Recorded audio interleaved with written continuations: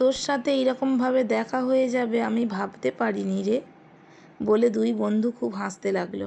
তো হ্যালো বন্ধুরা, আজকে একটা ছোট্ট ব্লগ নিয়ে চলে এলাম। এই যে মনা এখন সাজগোজ করতে বসে গেছে। আর এদিকে চলো, আমার বাড়ির সামনের রান্নাঘরের রাস্তাটা হয়ে গেল।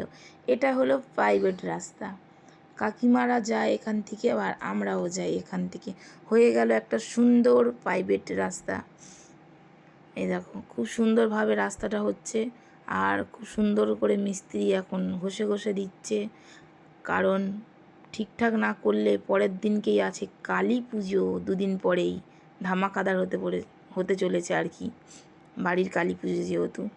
আর এদিকে দুষ্টু, মনা, দীপ, আমি আর দিদি 5 জনে মিলে বেরিয়ে পড়েছি বিয়ে বাড়িতে আজকে কি করেছে জানি না, মেন কোর্স খেতে আগে চলে যাবো ভাবছি, বাইরের কিছু খাবো না।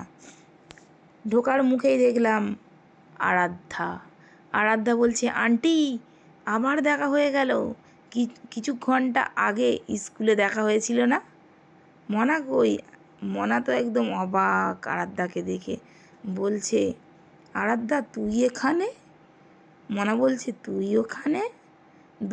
দুই বন্ধু দুজনের সাথে খুব গল্প, মানে বলছে আমার এখানে ইনভাইট আছে, ও বলছে আমারও এখানে ইনভাইট হচ্ছে।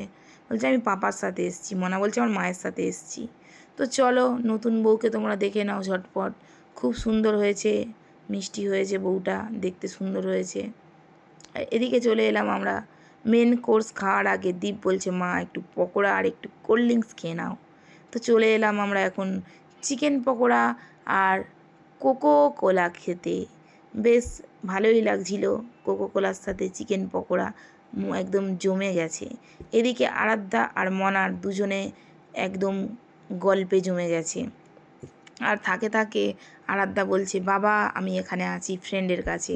এদিকে আমরা মেন কোর্স খেতে চলে এলাম, এক টেবিল স্যালাড, নানপুরি, চিকেন তড়কা, সাদা ভাত, কাতলা কালিয়া, সর্ষে পাতুরি, পাবদা, চিকেন কষা, চাটনি, মিষ্টি, পাঁপড়, সন্দেশ, রসমালাই, এইসব আইটেম ছিল আজকে, কিন্তু জমে ক্ষীর একেবারে।